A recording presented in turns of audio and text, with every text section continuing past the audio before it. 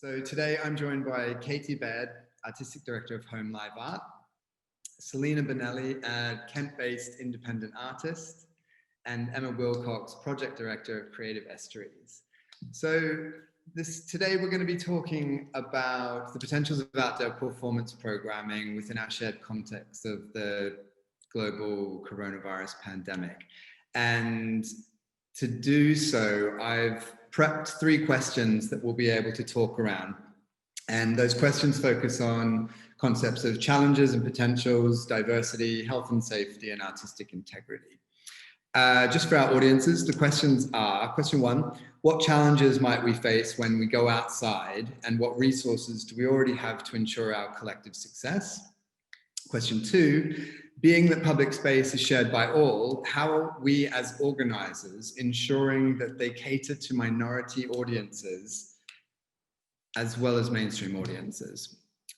Question 3, how can we ensure health, safety, and well-being without compromising on artistic integrity?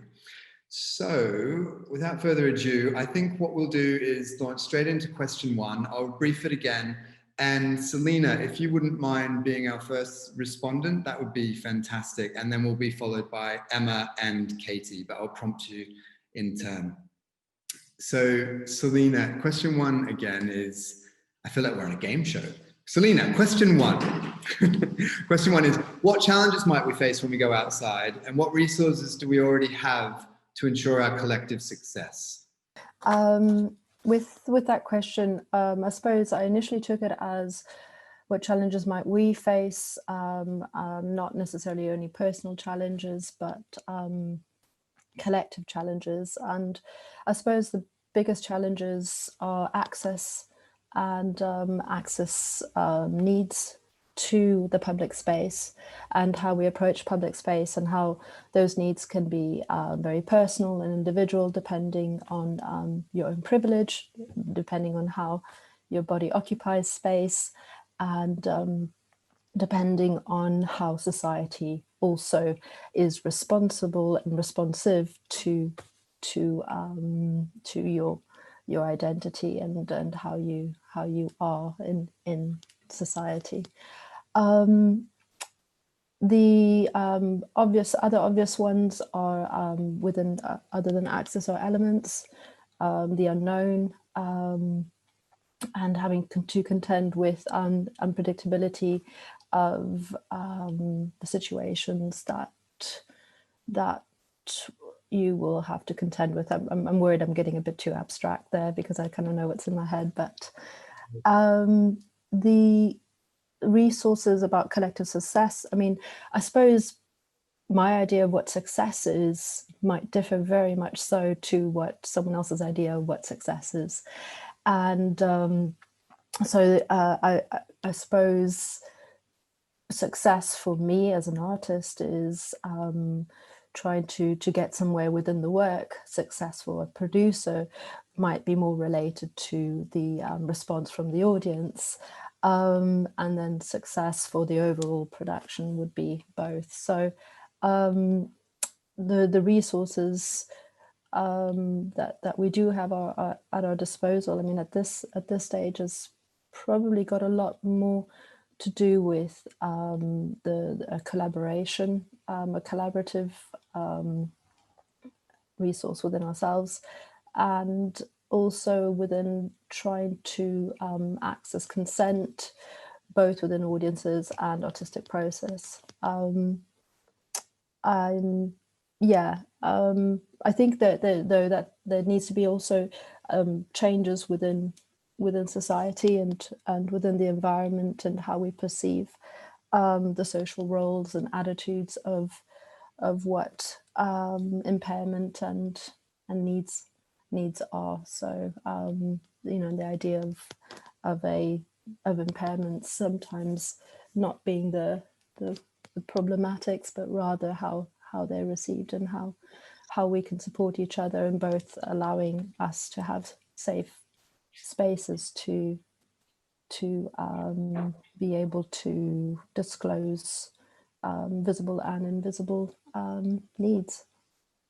I think this issue of consent is really interesting. I've found since we've moved into the social context of the pandemic, I'm much more aware of consent with a small c on every interaction, particularly around performance or events. You know, even when I meet friends, I'm now asking, are you hugging? Would you like a hug? Whereas I'm a very tactile person, never would have broached that. I would have sort of felt the environment. So I think consent's become something of a much more, much larger conversation and much more present conversation that's ever been. And I see that as an entirely positive thing. Yeah, because I also feel that the situations are continually changing. So there will never be guidelines that we can always fall back on that will always tell us what to do and when. So the idea of having to talk, where a lot of us often, you know, make a lot of assumptions about, you know, what someone needs and what someone is comfortable with. This idea of talking and having to ask and is actually, I think, quite good, and it can make people, all of us, uncomfortable as well. But yeah, I think consent can only be a good thing, because it's important to be able to discuss these. Again, I think this idea of communication, like the soft skill sets, that being a resource that we all have at our disposal. I think it's something that we very often overlook in terms of more material resources. But now, within this new reality, I think the soft skills are really starting to raise themselves to the top and to the forefront. And again, I see that as an entirely positive thing. Thanks, Selina. Emma, could I ask you to respond to question 1? Shall I read it again for you? No, don't worry. I've got it. I've got it scribbled down with copious notes, which I'll probably completely ignore.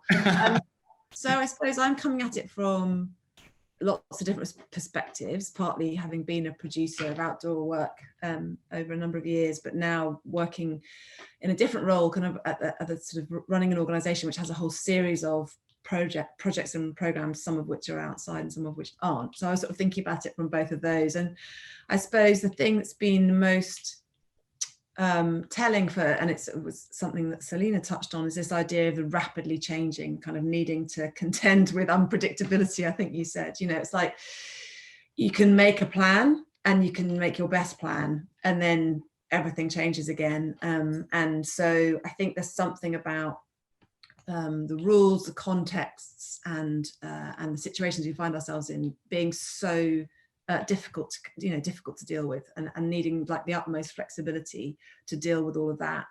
I think there's something, and again, I think Selina started to talk about this, about audiences and looking at how audiences might be cautious and nervous about engaging with work.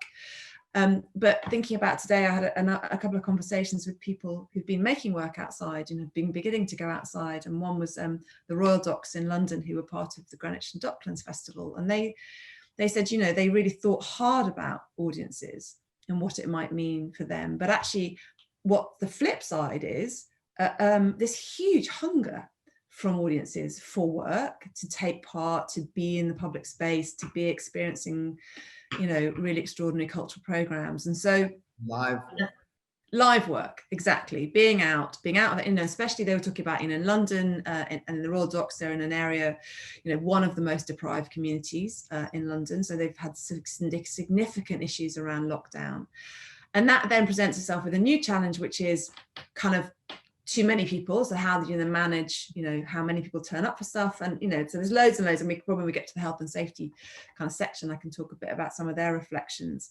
But I think also thinking about the difficulty for artists, especially artists who are interested in making work in a place with a community, you know, responding to that, being able to be with people has been a block. You know, they haven't been able to. They've had to do it through these little funny boxes that we've all learned to talk to and look at for days on end, you know. So the opportunity for artists to really engage with place or with community or with people has been a massive challenge. And so we're going to have to help as organisations and producers. So, you know, wearing that hat, I think we need to make sure that we're supporting artists and communities to come together in a way that feels completely safe for both sides. And then in terms of what resources do we have, I mean, I think, you know, the fact that we're all here at, you know, 6 something on a whatever night, you know, we have each other. We've got a really great sort of networks and collaborations and communities and people that we know. And I think it's just really important to hang on to reaching out to people who may, you know, that you can share your expertise or share your challenge with equally. But there are some really kind of practical resources. There are organisations who know this stuff, you know, and are sharing it. So Outdoor Arts UK have great sort of platforms and opportunities to share, you know, actual kind of practical information about risk assessments, and so do people like the Events Industry Forum. You know, they are producing COVID-19 risk assessments and then updating them, so we don't have to do all this stuff ourselves. And I think we often, either as artist producers or as producers or as artists, we think we've got to sit in a room on our own, especially when we're actually in lockdown, and solve everything. So I guess it's just to remind ourselves that we've got this amazing community of people who are just as interested in solving the problems as we are. Absolutely. I think that's a really important note, particularly for solo artists and for artist-led initiatives, so that then they don't feel isolated. And I think we have to get beyond this position where it must all be done in-house. We must do it ourselves in order to maintain integrity. I think it's really wonderful that this is giving us an opportunity for people to reach out and ask for models and for templates and for support. I think it's really great.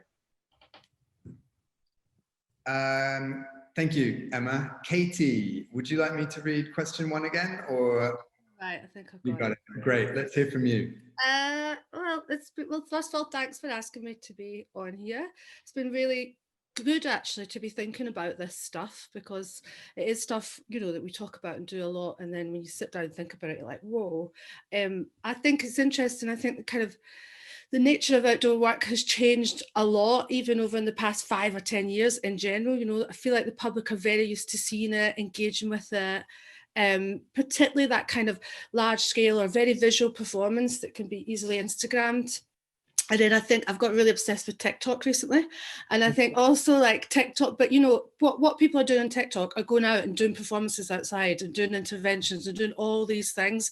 And it's really changing performance in public and how we perform and who performs, and everyone can be an artist essentially in some ways. Do you know what I mean? And I find this really exciting. But it also makes me think about the other side of public performance, because there is that sort of big side, but like I think there's also real value in the smaller acts of intervention, the little small moments of connection that can have an impact on an audience member, and that it's not about taking your phone out and getting a picture. So at our last festival, we were due to present a performance called On the Bench by Tink Flaherty, which was the artists of going around with a bench and having small interactions with the public, or Rhiannon Armstrong's Can I Help You, which was a group of artists basically sort of offering free help to passers-by and the general public. So there's something about these types of work that I think at the moment feels quite radical in a different way that it did before, you know, and this was programmed before. And that's the other thing with so much of the work now that people are doing and we're thinking about, it's like a whole new context we're working in, and there's so much more, as everyone said, to think about and stuff. But I think obviously artists are great resources, and artists that are making these sort of small interactions I'm really interested in at the moment. But the challenge is, as we said, because these are personal and intimate moments and smaller moments, that it's more difficult to do now with the COVID. And I think it was interesting what Selina was saying there about this sort of as an artist presenting the work, and then as a presenter presenting the work, you know, because and the sort of different reasons of why we engage. You know, as a presenter, I'm continually thinking about I'm thinking about the work, but I'm mostly thinking about the audience and the context and what that means and what that's doing and where's it sitting. And it's two very different things. I think that was a really key thing to talk about. I think that was useful. And just one wee thing that we're finding in Hastings is, of course, public spaces aren't owned by the public. So a lot of, like the council and a lot of other places are just saying no to everything at the moment because of the COVID, which I can understand, but makes it much more difficult, because before where you would have just easily got permission, now it's a whole, there's no sort of even any questions or talking about it. So it's really adapting and rethinking about the spaces that we can use now as well because of the reaction. it is really highlighting what we actually have access to in England specifically, because we assume that so many places are public and we have right of way when we actually don't. And I really agree, Katie, it's very important that we're looking at this and thinking about performance outside from both the perspective of organizations, producers and curators, as well as independent artists. And, you know, for Selina's work, the last couple of works I've witnessed, there are elements of the work where if you were to stumble across it, you might almost miss it because it looks like an individual in the landscape or a group of people communing in the landscape. And then there's huge monumental elements as well. But I think it is really important to look at the smaller actions as well as the larger programming elements of this as well. Thank you, Katie. Thank you very, very much. All right, let's jump to question 2, game show again. Question 2, being that public space is shared by all, how are organizations ensuring that they cater to minority audience, POCs, LGBTQ, neurodiverse, as well as mainstream audiences? If we go in the same order again, actually, let's shake it up. Emma, if I could ask you to go first, then we'll go Katie, then we'll go Selina. Okay, so I thought long and hard about this one, and I think I was thinking about the question in the context of post-COVID and this session, and then I thought actually it's the same. It's the same. Doesn't matter whether it's post-COVID or pre-COVID.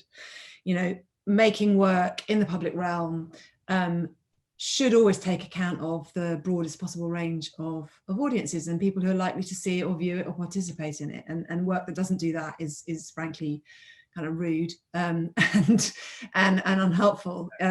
So I think, you know, there are lots of ways that organize, because you said, you know, how are organizations ensuring they cater to those audiences? And I would say that certainly what we've done through Creative Estuary, we have a strand of work called Estuary Commissions, and we're taking great care. We did a first round very early on, and we've reflected on what that looked like.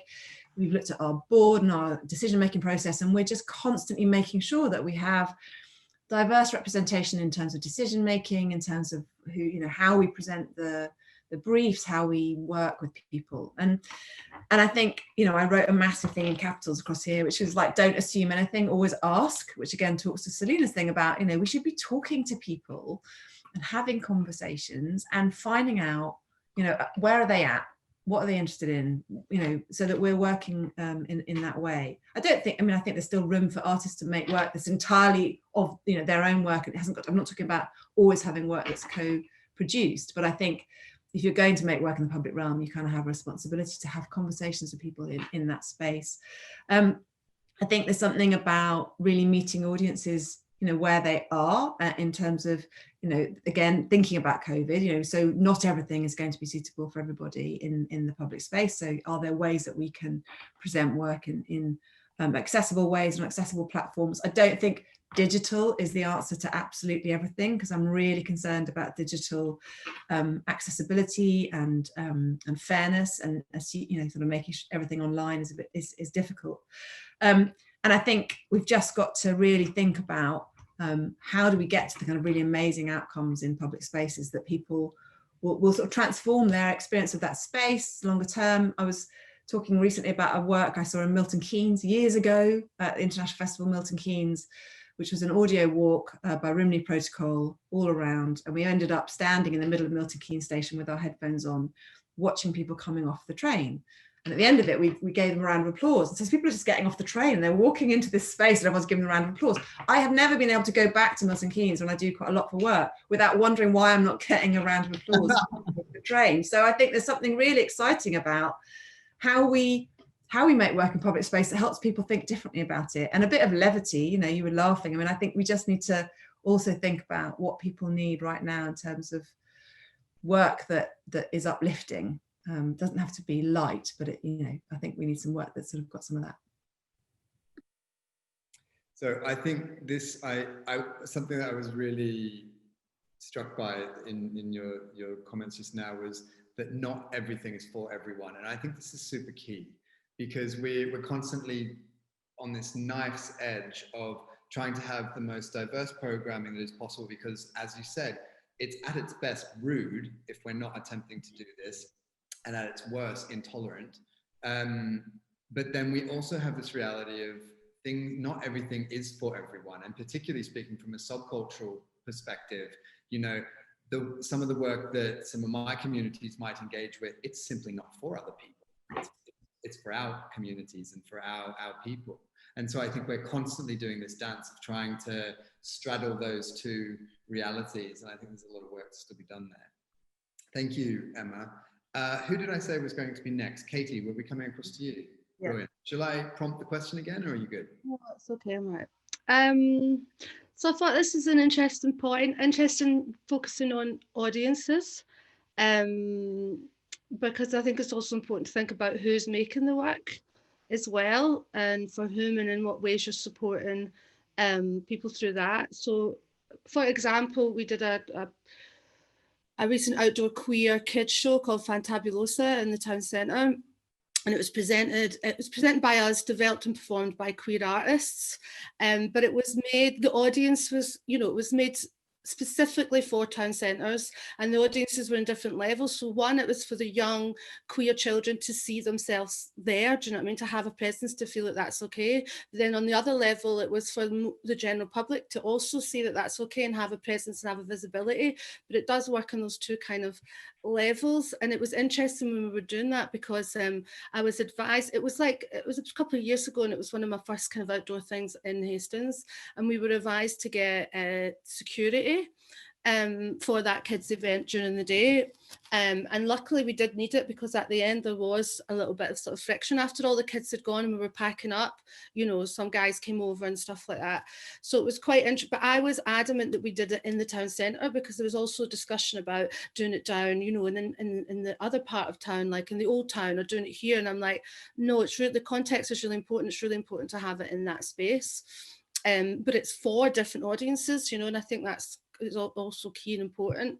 I also think one of the sort of key ways to do this is to open up the discussion and have it with the audience, or you know, be involved in co-creation, or be involved in seeing what's out there and what's wanted and what's needed and what people might want to do or see. So we recently did a call out asking for local residents in St Leonard's to offer creative ideas about what they might do in the area that we would support, and we got loads of applications, but so many of the applications were for outdoor stuff, which of course in this present time I understand, because everybody's thinking, how can we do it, you know, COVID safe, how can we do it? And it was quite amazing, you know, there was like a walking tour of forgotten history of local Black residents. There was a queer reimagining of the TV show It's a Knockout. And there was all sorts of different things. And we do work a lot with men within the community. So it was a lot of people that we've worked with and we have relationships with before that I applied, which is great. But I think that's also a big key, is to work with the communities that are there as well, and see what they want and what they want to do. And then my last point is, like, basically not everything is for everyone, and that's okay. But I think we all agree on that, you know. So I think there's lots of different ways, but being in you know, being part of where you are is the key, as we probably all know. Again, this idea of not everything being for everyone, but in the same breath, it sounds like the piece that was done for queer kids was this really unique piece of performance work that can be a minoritarian voice that is for everyone, because it has a dual purpose and it's straddling those worlds. So I think that's wonderful. Thank you, Katie. Selina, question 2. Would you like me to prompt the question again? No, it's fine. I think I read it quite a few times at the moment. So yeah, I mean, I totally agree. I mean, I suppose I work with, I contend, and I think it's been raised already, of what is actually shared public space, or what is actually shared, what is actually public, and for whom. And I suppose I don't think public space is actually really very shared, and can actually be, I suppose I'm interested in this, who's allowed to do what in the so-called public space, and who are the gatekeepers of the public space, and how can sometimes we do have to actually transgress certain you know, certain rules, or often they can be social rules and you know, regulations, and I mean, I suppose with this question, I was asking, from my point of view, as an artist, I'm not sure that I'm not, my audience isn't mainstream. It's not for, I think there's a lot already out there for mainstream audiences, and I think they're a lot is catered for already. So I'm I suppose in a way more interested in how do we cater for minorities, and for when you're not in the mainstream, and when you fall in between the cracks, and you're not can't be in a box that can be easily ticked, and you know you are in between all these categories that need to be categorized, or you know need to be easily described. And what does that look like, and how can we keep some kind of fluidity within all these conversations? I mean, again, it's about considering access, and I totally agree with you can't make assumptions, and that what Ahmad said about that, and because if you make assumptions for people, you continually marginalize people, and you know, and even if a person describes himself in a certain category, having certain requirements, they will differ for each individual. So it's a lot of work, and that work is necessary, and the more privilege you have, the more work you need to do to uncover what it takes. So yeah, and as for public space, I suppose you can tell I have a lot of ideas about it, but I suppose I'm interested in uncovering there is a lot of space around us, and a lot of it is deemed I'm interested in space that maybe isn't deemed useful, and then trying to use that maybe less useful public space for performance, because it's seen as either abandoned or not necessarily financially viable, and then reclaiming a lot of spaces that that at the moment I suppose offer a safer kind of area for us to be able to both distance and come together. But the question always is how can we get rather the resources to support the people that you know have greater needs, less accessibility, less finances to be able to make. A lot of these spaces can be quite rural as well, and so creating performances in more rural spaces, I think, gives me a lot more freedom as an artist, to be able to, and maybe this goes to the third question, not compromise artistic integrity, but it does come with a lot of work of trying to get people there, especially when you're not, for me, the mainstream comes by the work, and my main focus isn't for the mainstream. Thank you, Selina. I just wanted to ask you if you could maybe talk a little bit more about some of your recent work as a white person who does make work outside and is very interested in decolonial practice. Would you be able to speak a little bit more about ideas of privilege and responsibility that surround your work, and how we have, because there are people that have more privilege than others, what responsibilities we have to certain minority communities in order to go about the work that we're making? Yeah, I think it's a lot of it is about the fact that the more privilege you have, the more work you have to do, especially to be aware, and to take on the responsibility of the fact that you benefit from the structures currently in place, and unfortunately for the foreseeable future will be in place. And those structures place you inside and place a lot of the people outside, and a lot of marginalized people outside. And also taking responsibility for your own blind spots, because you will not be aware, so there's a lot of work to be done, and there's a lot of conversations to be done. And I find that these conversations are interpersonal conversations, and continual conversations that, and you have to keep on staying aware of your own blind spots. So as soon as someone is saying something and you're irritated by it, that's probably a blind spot. If you get defensive and say, yeah, I am inclusive, that's a defense, so being aware of your own defense mechanisms as well, both a personal and as an organization, and realizing that that regulations and forms and a lot of the inclusivity measures that we have in place aren't really inclusive. They can often just be mere facades. So it's trying to take on the responsibility for having a white body, and realizing that that we are the ones that need to do the work. We can't expect to be inclusive of minorities when we don't provide the safe spaces, when we don't talk, when we don't have people in positions of leadership,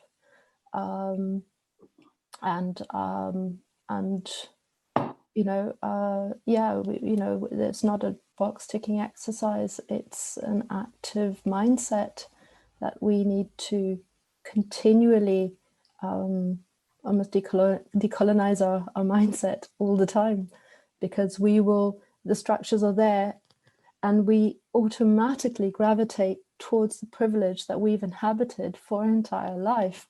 So it's very difficult not to automatically click backwards and to have to stay active. So I don't know if I've made myself kind of clear, but I possibly haven't.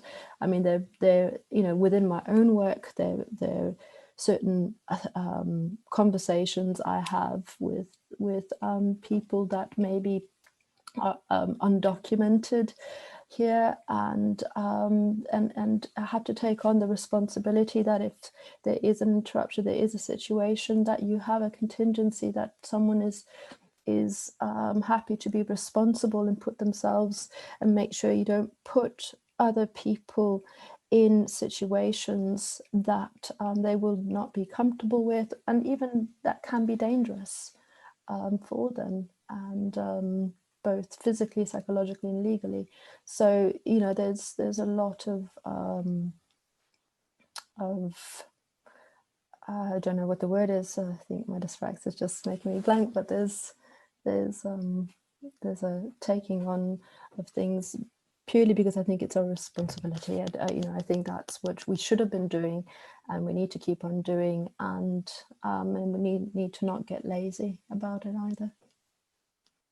Thank you, Selina. Thank you very much. Okay, so for the bonus round, we have question 3. Katie, I'll ask you to lead this time. How can we ensure health and safety and well-being without compromising on artistic integrity? Katie. Interesting question. I mean, I guess it's got to be like a case-by-case basis, hasn't it? It's really difficult to sort of have a general thing, because every performance, every artist, every event, every experience is so different. And for us, we've got to make sure that it's the same level of support across the board with the artists that we work with. And it can be difficult because there are so many factors involved. But it's got to be about clear communication, and my job as a presenter of the work to make sure that we deal with those external factors. I think also it was an interesting question because it depends on the organisation as well, on on the artists they choose to work with. For us, it is a mixture of booking work, which I have seen or read about, or artists that have got ideas, and there's a clear idea of what it is, and I know that will work in a specific location or a specific time, and that we can work around it, and that's what's going to happen. But then we also support artists to make work, and that's often can be where the challenges come in, because they're making something and then you have to then sort of see how it all works. I was thinking of particularly of a time with the famous Lauren Barry Holstein, where the police were called because there was some people having their Sunday lunch and there was lots of naked bodies running around the beach. And luckily I was there to be there and to broach it and stuff like that. But that was really, the thing is, it can be, it often sometimes feels like me that we're all kind of trying to do it together as well. Do you know what I mean? And like trying to work it out. And I'm like, oh, well, maybe we should have thought about this. But so I think it's, clear communication and working with the artists and making sure that, we're all aware of what exactly is going to happen, and making sure that that's okay. Great. Thank you. Emma. Sorry, I've got a frog in my throat exactly at the wrong time. So again, I was sort of thinking about this, trying to think about, how we make work with all of those issues, how we look at health and safety and well-being without compromising artistic integrity, before COVID, and then layering the kind of where we are now on top of it. And I think what's been really interesting has been about how there was a rush for online at the beginning of all of this, and then how people began to kind of break out. And then there's been these really interesting models emerging of sort of blending the way that work is delivered, so that people can experience it, and so that you can, go back to my first point at the beginning, be responsive if the situation changes. And I think that was sort of partly what Katy was saying is, we need audiences to know that things might change because things out of our control will happen, and so that their experience as well isn't affected, but that the kind of artistic integrity is held central. So I think that's really important. So they're thinking about how you might use sound and audio, how you might use headphones, and spacing out people, but they can still have that experience of proximity. Because I think one of the things I was asking people who've been doing work in this way to really inform my thoughts for tonight. There was a festival called Electric Medway, which was delivered earlier this year by Sparked Echo. And Kevin came back to me and he said, we had to be really creative and use the distant staging to be part of our aesthetic. So it wasn't compromising, but it was obviously clearly changing what the original intention for the artist was.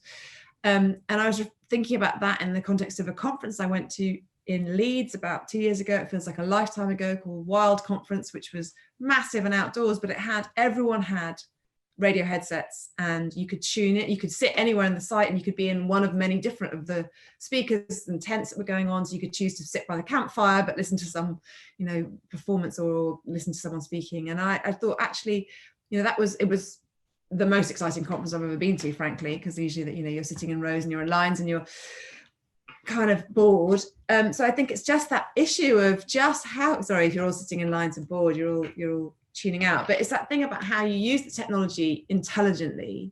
And I think to get thinking about that, so you can have the sound really close, even though the performer is really far away, I suppose is what I was thinking through. And then I was really that thing about training all of your front of house staff and your volunteers, because there's kind of like moment that can get broken if something happens within the audience or something happens that needs to be responded to, which can kind of break this, that kind of can interfere with someone's experience or of the artist's performance. So I think there's making sure that people who are working on an event, delivering an event, can know how flexible they are allowed to be in order to make this can carry on. So, you might have written a risk assessment that said people have got to stand here, here and here, but what happens if, the example that was given to me in the Royal Docks was, these two families who hadn't seen each other, didn't know they were going to the event, hadn't seen each other for months because of lockdown, are suddenly really close together. So, how do we make sure that stuff happens and the whole event isn't kind of like suddenly a big thing with lots of high vis jackets and kind of that overwhelming stuff. So I think it's just something about the subtlety that you apply and the care you take around all the issues around risk and well-being and health and safety that means that they can drop away in terms of visibility. They're in place, but they're not kind of loud and in the foreground, really. So it really is about embracing this spirit of experimentation, because the reason I us to think about this question is because we really do run the risk of falling into this health and safety madness hell because of the current context. I think it's like you're saying, there's so many felt elements of a live event in this new framework that need a level of flexibility and need a level of sensitivity. Otherwise it's just going to be boring and really dry and really controlled. I think it's leaving space. I mean, I love the word serendipity. I think I've probably used it more often in my life than anyone should, but I just think you've got to leave space for serendipity. You've got to leave space for the unexpected, and to allow that. And I recognize I'm saying that from the producer side of the fence, and maybe for the artist that's a really difficult thing to deal with. But I think also to just think about how works develop and progress. I was producer for a long time for Acrojou, who are a circus theatre company. They're trans-led, they do extraordinary visual work, and the work that they had been doing, sorry. What was the name again, sorry? Acrojou. And they had been making work for a long time, which was, could be for everyone, if you like, to go back to that idea of it being, in the public domain. And the most recent work started off as a work which was going to be a huge spectacle, outdoors in King's Cross, probably, and actually became a work over 18 months that became so personal to the journey that the artistic director went on, that actually it completely changed the work. So then there's something about, well, then the audience or the context probably needs to change, because that work isn't about spectacle anymore. So I just also think that we need to always have that in mind, that if the work changes, then the setting probably needs to change, or the interpretation or the presentation, or whatever, however word you want to put around it. And again, it's something about flexibility, isn't it? It's about not being as a venue or an organization or a producer or whatever it is, whatever your hat is you're wearing, to be kind of rigid in that situation. And again, I see this as a huge potential for our field, because we're foregrounding the creative experiment. So it means that rather than just making sure things fit nicely into the format that they should, we're really having to force ourselves to remember that, it is all about a creative experiment. And I think that's wonderful. I love the word serendipity as well. I also use it far too often. Thanks so much. Selina, would you please give us your thoughts on question 3? Oh, unmute, please. Thank you. Sorry. Yeah, so I suppose Emma talking about the unexpected, I agree. I mean, as an artist, I think going with the unexpected and accepting the challenges, and I think that is really important, and I find that's really when things really fall into place for me. I mean, within any work, I always have to think about, well, where is the risk here?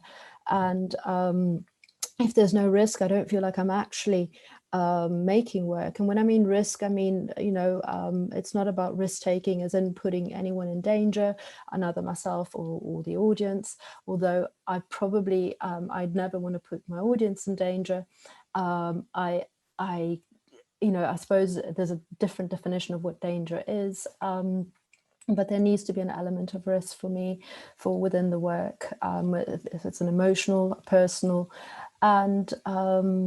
and so sometimes I feel like, for example, placing my body on a body that's identifiably identified as traditionally female, and a small body and a white body on top of a very big block of concrete that is very tall, for me was a personal risk, but I also felt that needed to happen for the work itself, and there needs to be a responsibility, a trust within the artist that they will do everything to keep that risk as low as possible, and also that they won't put the audience at risk. And so there will always be a risk when you're trying not to compromise your artistic integrity. And otherwise, for me at least, it's a choreographed outcome that is a predictable outcome, and I suppose I don't work with predictable outcomes, and so the unpredictability is part of what is intended as risk. So yeah, being flexible, being adaptable is probably the biggest challenge we face, and I think that is a good thing, and it's a difficult thing because I think inherently we are risk averse, and inherently we like stability, and especially right now we want stability and we want predictability because we are tired of this unstable situation. But this situation is going to continue, and I think Corona is going to be here for quite some time, and it's we are going to have to get used to being comfortable with the uncomfortable. And realize that health and safety assessments will not cover all the nuances of the situations that we will find ourselves in, and actually I think that's possibly a good thing for art. But I know I'm not coming from a producer point of view, I'm coming from an artist perspective. But yeah, the contingencies for risk taking, I always look at worst case scenarios and disaster scenarios, but and to have these frank conversations and to again accept the discomfort of the unpredictability and work with it. I think this is very, very close to what Emma was saying, this idea of like being comfortable with the uncomfortable, and an idea of like risk being artistic integrity, and making sure we are embracing the creative experiment, the artistic experiment. I feel that if we're foregrounding these ways of thinking, we can only do positive things for our field and for our practices. Thank you, Selina. Thank you, everyone. We've answered all the questions. We are a little bit early. It's 10 to 7. The Q&A was meant to start at 7 o'clock. Karen, are you there? Hi, yes, yeah. Hi, Karen. Let's go into the Q&A, I think, if you're okay with that. Are there any questions from the audience for any of our panelists or myself? I know, if you don't mind, I'll start while other people are sort of taking it all in. I mean, there's so much to take in. It's been fascinating. I don't know whether it's a question really. It was just listening to some of the things that have been going on, and what's particularly, I feel like there's some things that the threads that have been pulled together, which are really interesting. So obviously working outside is very unpredictable. And there's a lot of unexpected things that can happen, and especially in the challenges that we're facing at the moment. If you're going to be outdoors doing performances now, there's an extra layer of discomfort that's going to be around being in the public realm and having groups of people getting together.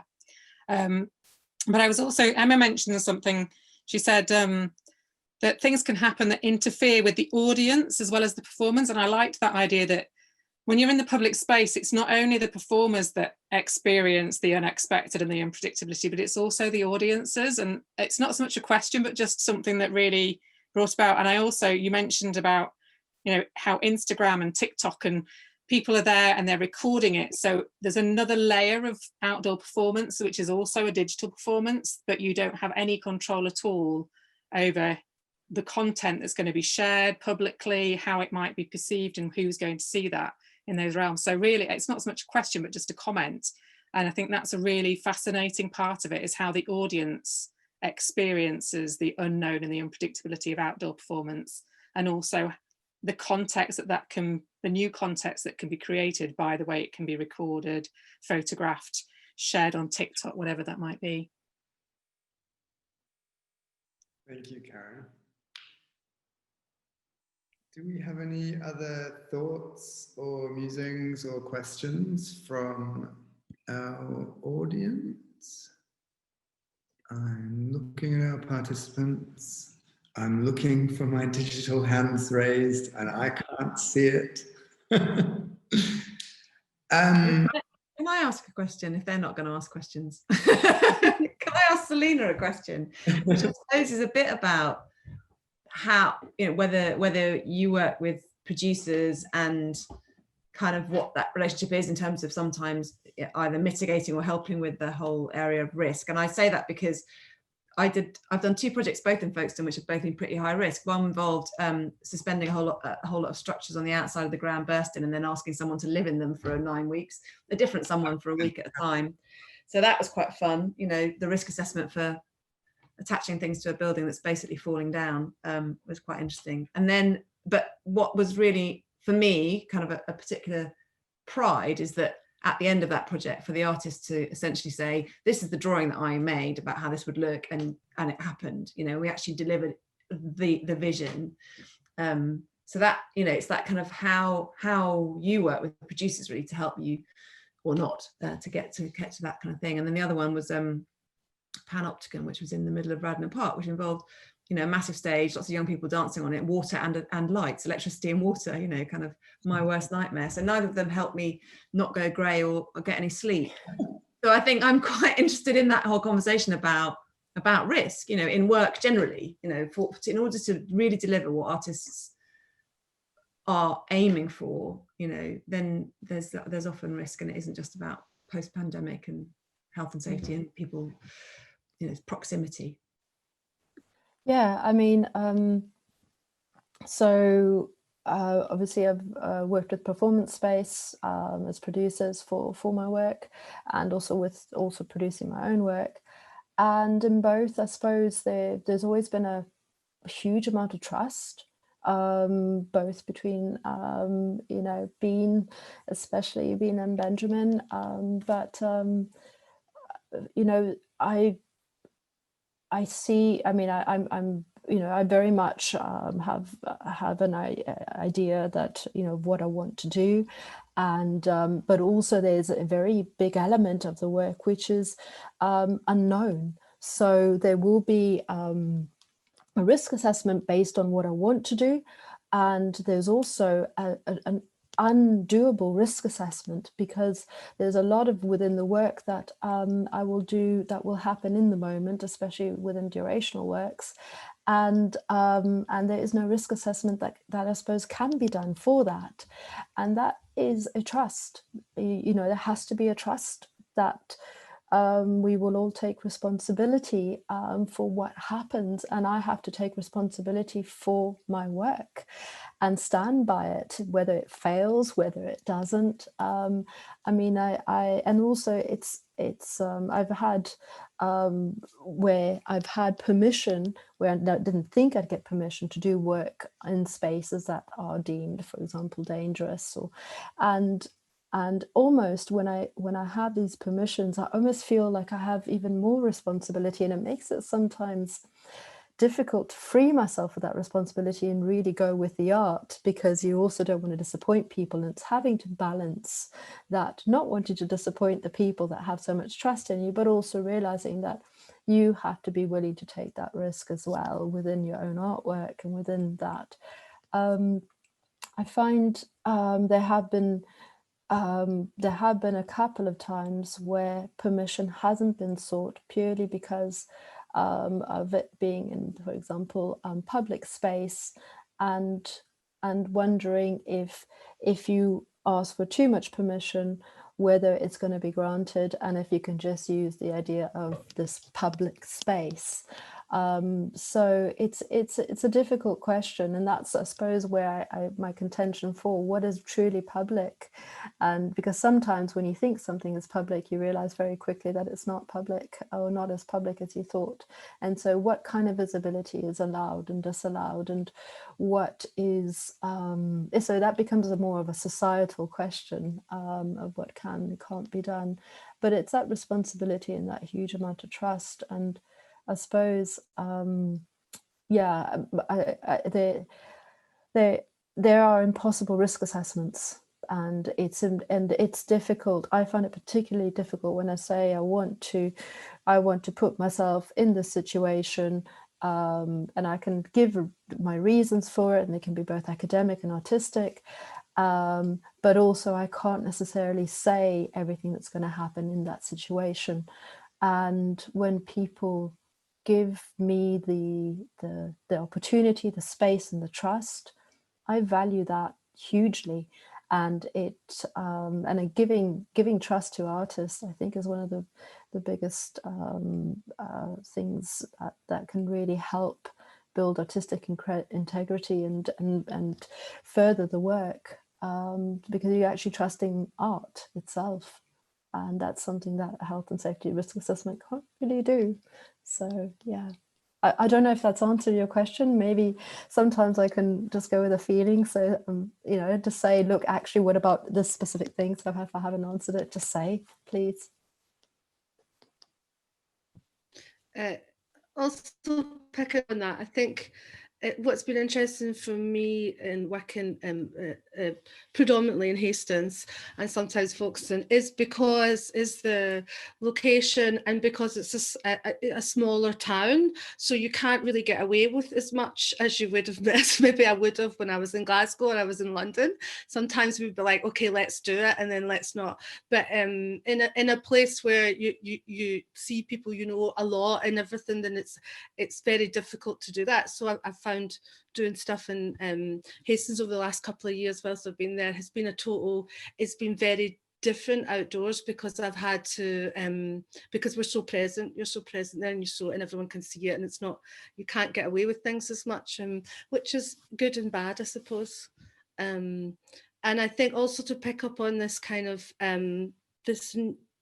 the online thing that Emma was talking about, and we've been doing a lot of stuff recently. We're calling them, I think, blended is the word, isn't it? These blended performances, where stuff's been happening outdoors, and it's also been sort of simultaneously broadcast online, and that seems to actually be working quite well in Hastings, because we're working with a online community Facebook channel called Isolation, and they've built up an audience. You know, it just came out of lockdown, so they've built up this audience and community around that station, and there's still a lot of people obviously that can't get out, or that don't want to go out, or you know, that are shielding and stuff like that. So it's kind of, the idea is to sort of work on both those levels and what that means. So it's been quite exciting actually, because been coming up, you know, we've been supporting you know, the events happening, and then there's a second discussion around, okay, well then how will this work sort of digitally, and how will it work, and it kind of sometimes really informs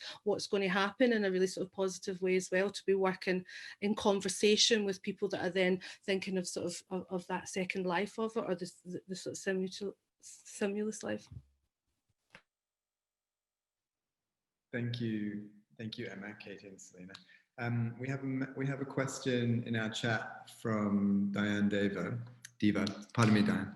How do organisers manage the public mixed response to compliance with COVID guidelines? So who follows them, and how that can then be reported negatively against those organisers? Where does the responsibility lie? Anyone want to pick that up? I'm going to just say, I'm smiling wryly because I'm just, hello, Diane. Well, nice to see you, not see you, Black Square. It's really tough, isn't it? Because personal responsibility and the way that the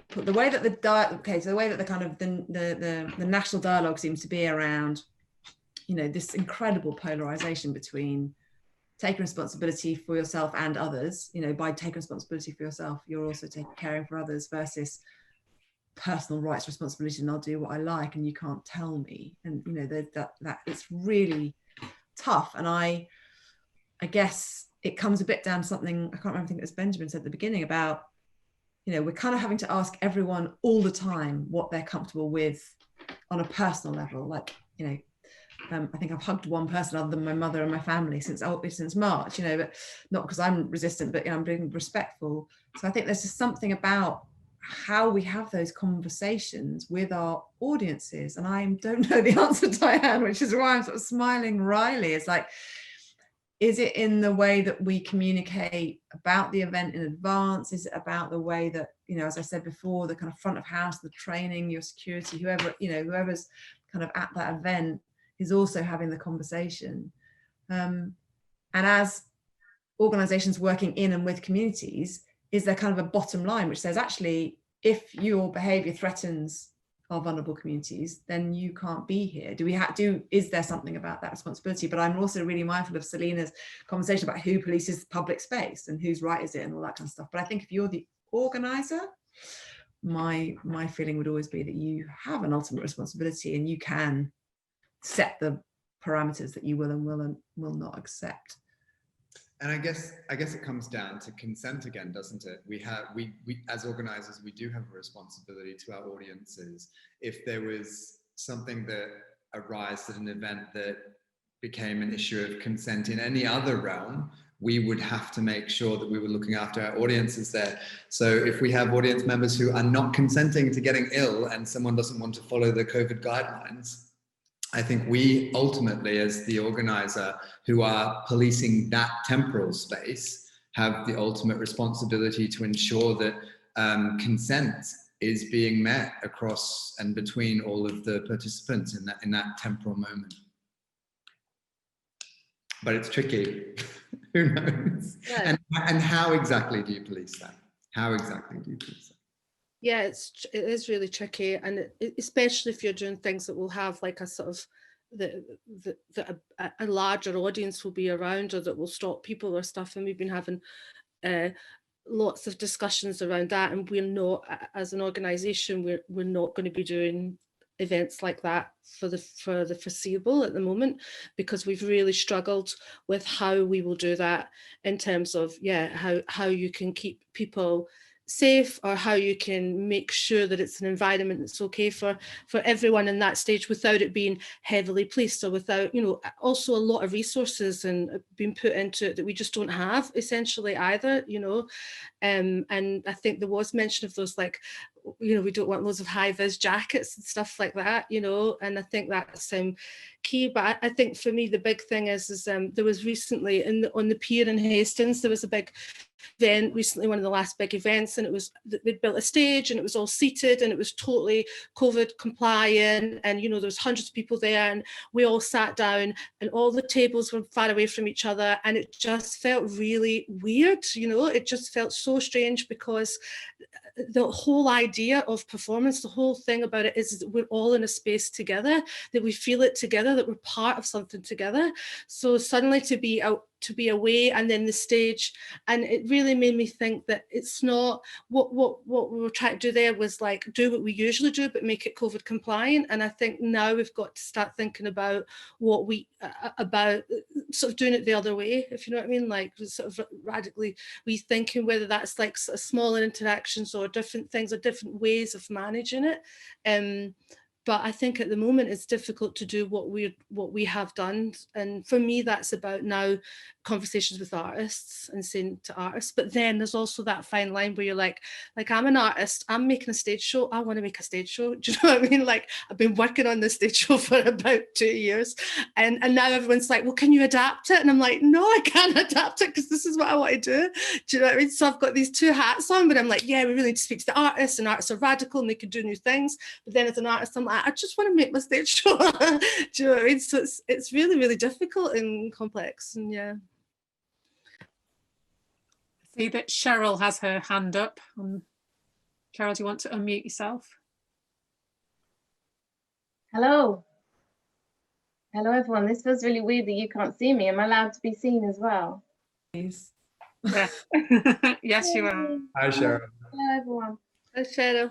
Yeah, it's been really interesting hearing all of you talk about this, and Diane's question about how you approach an audience, because we at Creative Folks and have been doing events outdoors in Payers Park, and it's been very odd to be having conversations about how big an audience can we get, but how can we keep this like a small audience? And sometimes there have been too many people in the park, and at the weekend just gone, it was quite hard to keep people apart because everyone was just really excited to be there and be listening to live music, and people were seeing each other for the first time. And in our risk assessment, because actually it is really hard to approach people as well. You're asking your staff to put themselves in a situation where they have to go up to people and they're maybe not 2-meter distance, because how can you talk to someone and ask them to get apart from each other if you're not actually approaching them? You know, I'm just thinking back to our risk assessment, because it did say that we would stop the event, and actually we didn't do that, and that kind of felt like that would be really wrong to do that. And I can also imagine that there probably would have been a riot had we done that, because that doesn't feel like the best way to have approached it. So I guess I'm not asking you, I'm contributing to the conversation rather than asking a question. But I guess my question is that maybe, Emma, you know, serendipity, is that the difference between what you write in your risk assessment and what actually happens? And yeah, and maybe do we need to start having conversations, proper grown-up conversations with the local council who we are writing these risk assessments for, and how we might together have those conversations with them, and for it not all to just be on a piece of paper? And is that possible? Do any of you have experience of having those conversations with the people who are giving you permission to do the work?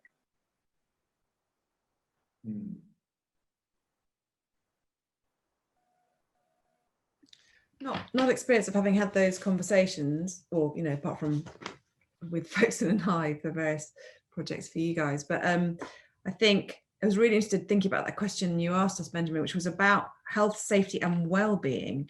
And I just wonder whether we could reframe that conversation about well-being as not about risk, but about the contribution that these events are making towards people and communities' well-being. And maybe that could be the starting point for conversations with the people who own the places and the spaces and all of that, is to think about it in that context. So that the conversation is, you know, that there's that we're human beings and we have a need for kind of human interaction. And so just reframing that word well-being away from safety well-being to actual nourishing people. I think that's interesting and important. If we can think about well-being in a holistic way, maybe there's an entirely new system of risk assessment that can come out of this period.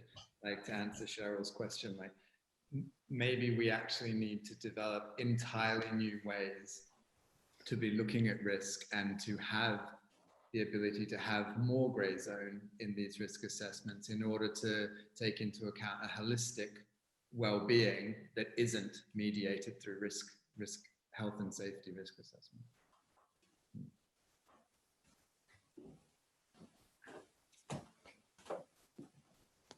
I suppose I'd also wanted to say, when you were talking about going away from looking at mental well-being and mental health, and that the benefits of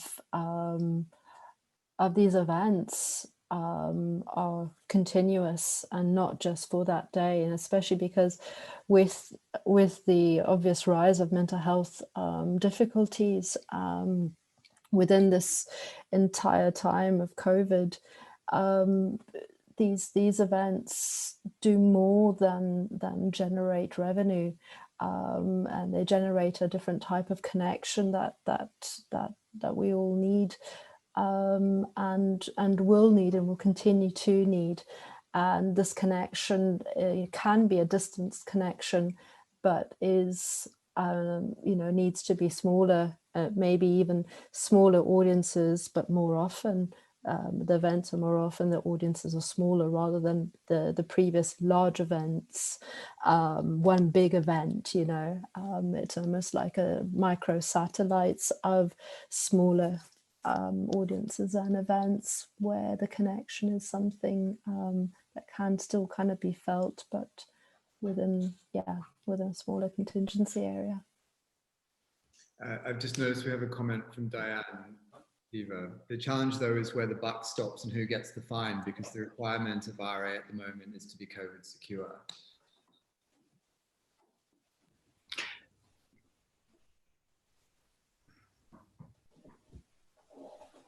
I mean, it's a shifting.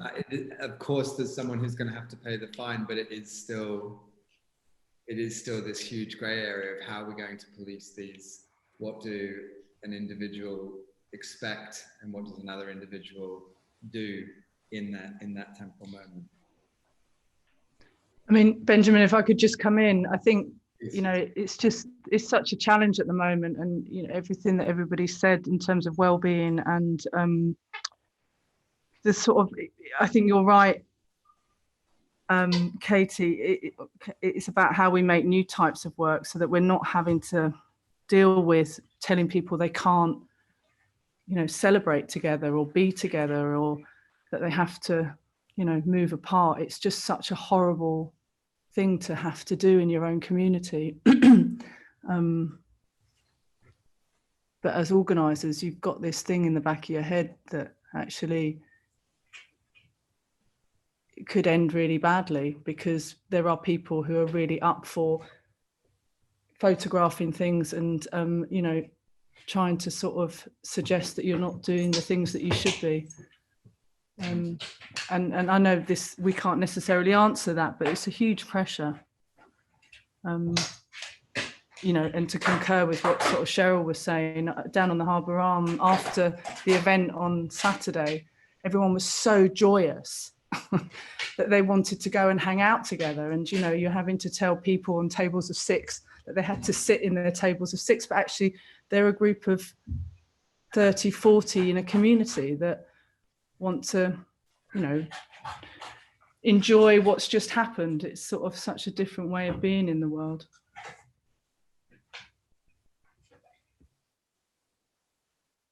Thank you, Diana. If we don't have any more questions or comments, we are approaching time on the panel. Are there any final questions? We have a thank you from Jodie Cole. Thank you, Jodie. See you later. I think with that, we might draw it to a close. I'd like to say thank you again to Emma, Katie, Selina, and to Cheryl and Karen for inviting me. And thank you to Creative Focusing for your technical support in running tonight's panel. Just a few words to sum up what we've been speaking about. Flexibility, consent, serendipity, sensitivity, a little bit of civil disobedience, staying true to the artistic experiment, and where does the buck stop? Thank you very much, everyone. I hope tonight has been a productive and enjoyable event for all.